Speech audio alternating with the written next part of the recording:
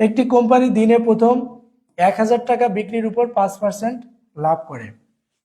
1000 টাকার অতিরিক্ত বিক্রির উপরে 4% লাভ করে। দিনে মোট 6000 টাকা জিনিস বিক্রি হলে কোম্পানি সর্বমোট কত টাকা লাভ করে?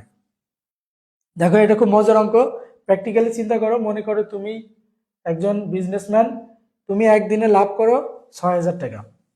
তুমি একদিনে লাভ করো কত? একদিনে বিক্রি করো কত? 6000 টাকার মাল বিক্রি করো। তার মানে দোকান খুব বেশি বড় দোকান না, কোম্পানি আবার ছোট কোম্পানি। হ্যাঁ, এই কোম্পানিটা 6000 টাকার বিক্রি করে। বলছে তার প্রথম 1000 টাকা, এটা আবার দুই ভাগে ভাগ হয়। প্রথম 1000 টাকা, আর এই 1000 টাকার পরে তাহলে কতটুকু বাকি থাকে? প্রথমে 1000 টাকা যদি বাদ দাও তাহলে কত টাকা থাকে? আর দ্বিতীয় অংশ থাকে 5000 টাকা।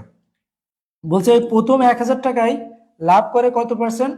5%। তাহলে প্রথম 1000 টাকায় যদি 5% লাভ করি, কিভাবে বের করব? 5/100। 0 0 কাটলো, সরি এখানে, হ্যাঁ 0 0 কেটে গেল। তাহলে কত হলো? প্রথম 1000 টাকা যদি 5% লাভ করে তাহলে সেটা কিভাবে বের করবো? 1000 × 5/100। তাহলে কত টাকা হয়? বলছে 50 টাকা। এবার বলছে এই 1000 টাকার অতিরিক্ত বিক্রি মানে কি?